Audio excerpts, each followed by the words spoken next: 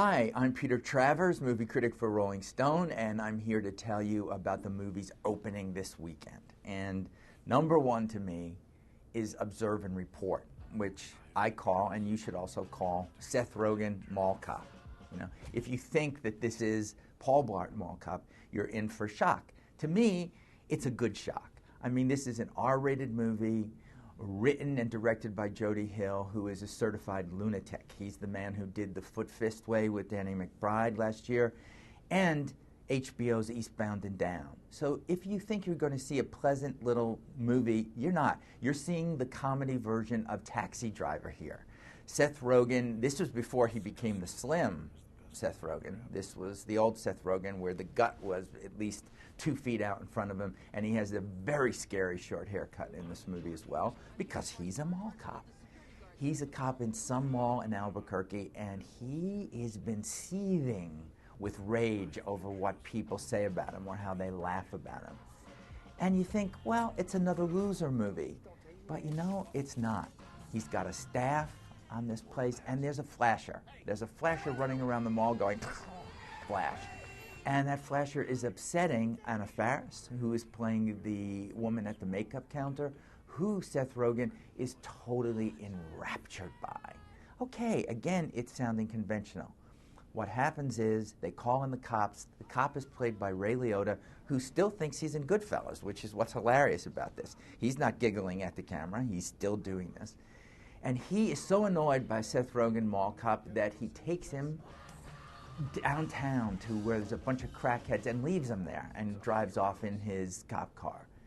At which point Seth Rogen takes out his flashlight, which he uses as a weapon of mass destruction, and absolutely kicks the teeth out of these people. I mean, blood is everywhere.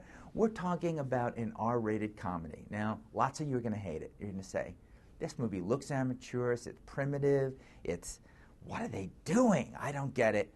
This is me, people. This is the kind of twisted critic I am. These are the kinds of things I like. They're the antidote to so many horrible, sweet, disgusting things that are out there. And so I'm saying, you want funny in that kind of way that's going to make friends of yours say, are you crazy? Are you just some kind of creep? I'm sorry, this is who I am. No need to thank me. I'm just a guy with a gun. Pow, pow, pow. All right, I know what we're all waiting for now. We want to know about the scum bucket, and I'm going to do this controversial thing again because I'm saying get the scum bucket ready. I haven't seen the movie, I've seen the trailer, but the movie is called Hannah Montana, the movie. I have watched Hannah Montana on television, on the Disney Channel. I've done that work for you. We all know about Miley Cyrus. I sat through Miley Cyrus in 3D in her concert movie.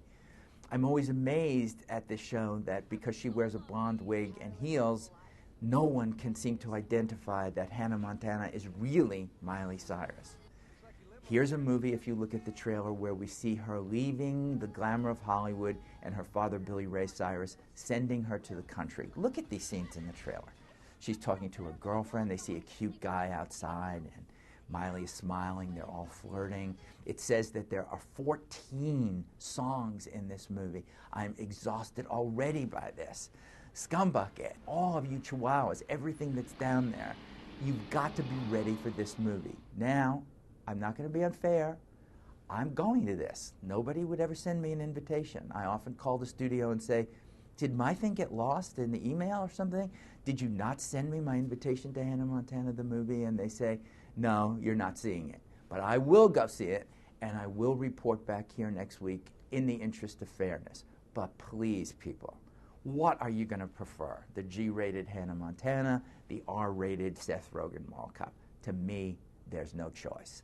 And I'm Peter Travers.